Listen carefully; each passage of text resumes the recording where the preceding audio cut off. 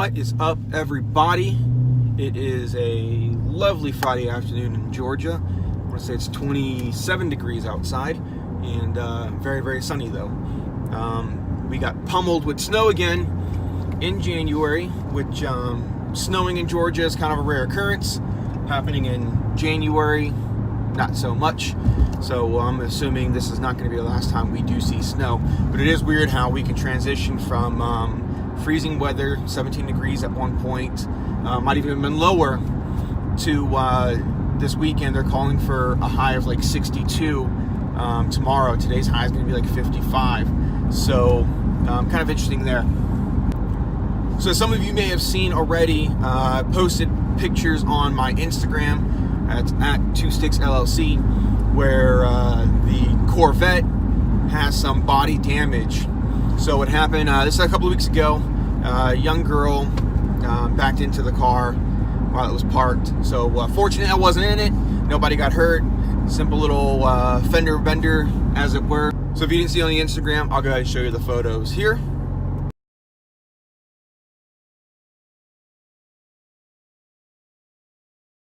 So that would be going to the shop, which is cool. You know, like I said, it happens. I'm not going to be all bent out of shape about it.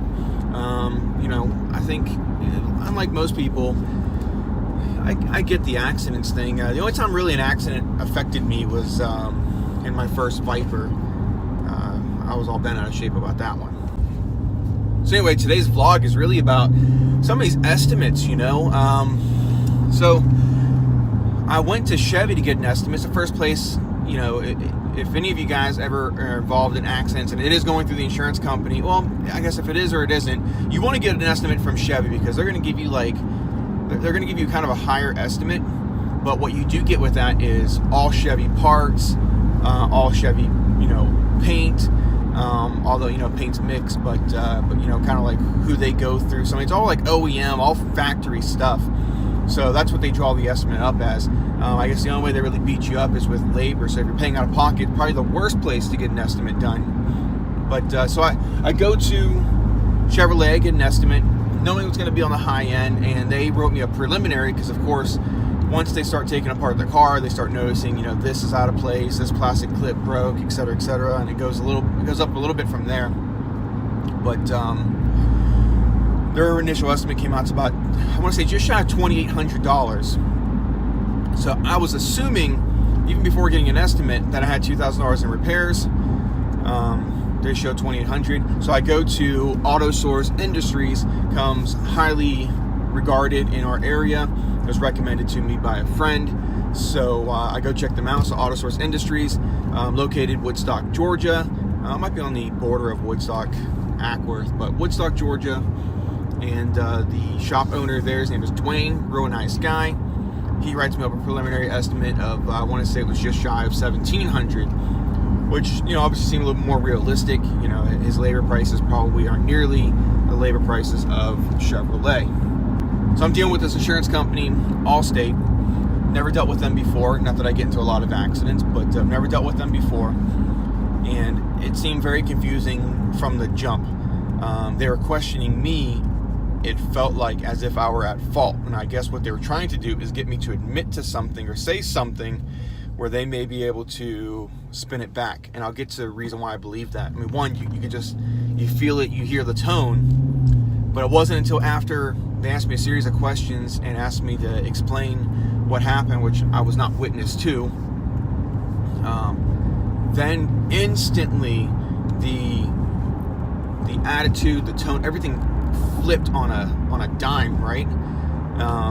I felt it because the whole time I'm feeling like I'm being interrogated. So they know it, because then it flips. Well, you know, you'll be happy to know that we accepted full responsibility, blah, blah, blah, or whatever she said to me. But it completely changed. So it just really felt like it was trying to be a bait and switch type thing, where if I said something like, oh, you know, I don't know, I shouldn't have been parked that close behind her car, which I wasn't, but I'm just throwing out an example. I wasn't parked anywhere near her car, actually, but then they can go, okay, you know, then maybe get back to me, I'm thinking, and then they go back to them saying, are you sure you want to accept responsibility? Because that's truly what it felt like.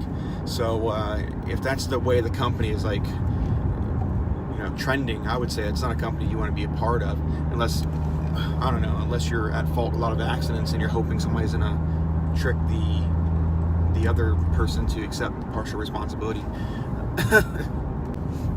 But I digress.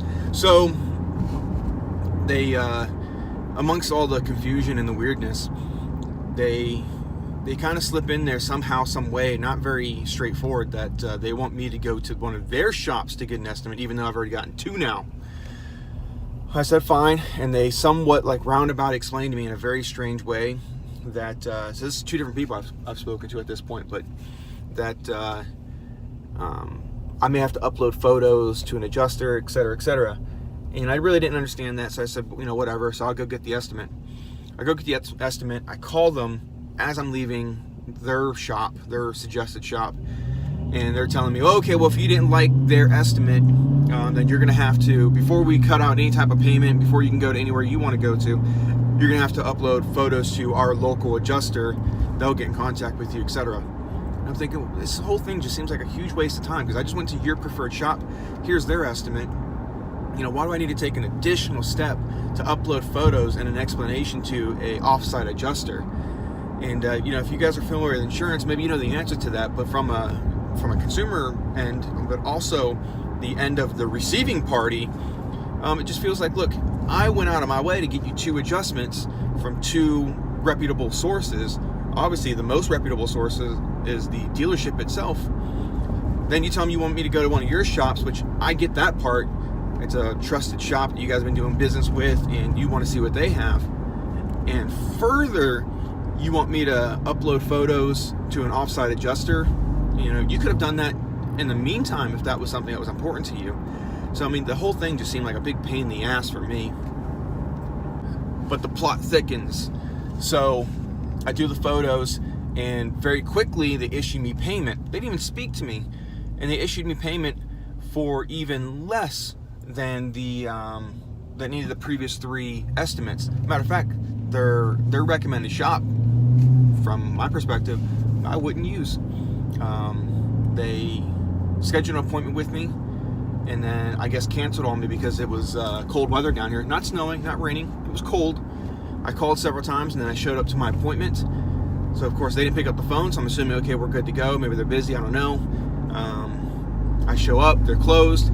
So I said, no one had a contingency plan to call the appointments. What if I lived on the other side of town? I mean, the whole thing was frustrating. So day 2, I show up for my appointment, and they scheduled me in for a time slot, which they didn't see me until 17 minutes past my time slot. Then not only that, they look at my car for all of 3 to 5 minutes, and they write up the lowest of the 3 estimates that I did receive. So I just thought it was a nightmare, it was a mess, and I just don't trust them, wouldn't do business with them. And it was way off, and we're talking $1,000 difference from even the lowest estimate that I got from AutoSource Industries. And it was crazy. So the adjuster issues me payment pretty quickly, which is like the only highlight to dealing with them is how quick they issued payment. But they issued me payment, like I said, less than the 3 estimates received before. They issued me a payment of some $700.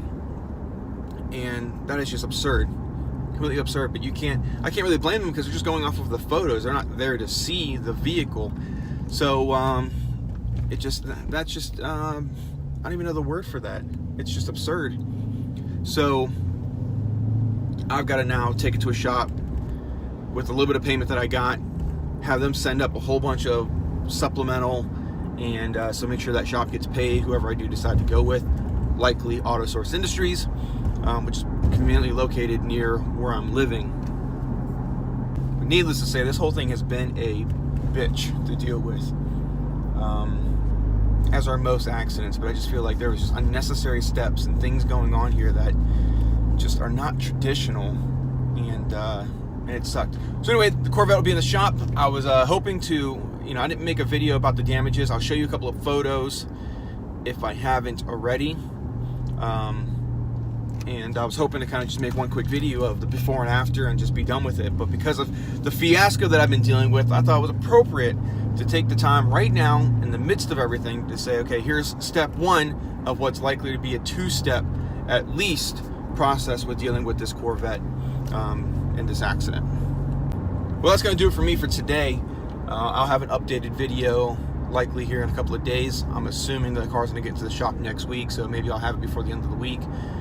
So it won't be but a couple of days. Keep an eye on my Instagram, though. Is probably where I'll have all my updates, and then we'll go from there. Until next time.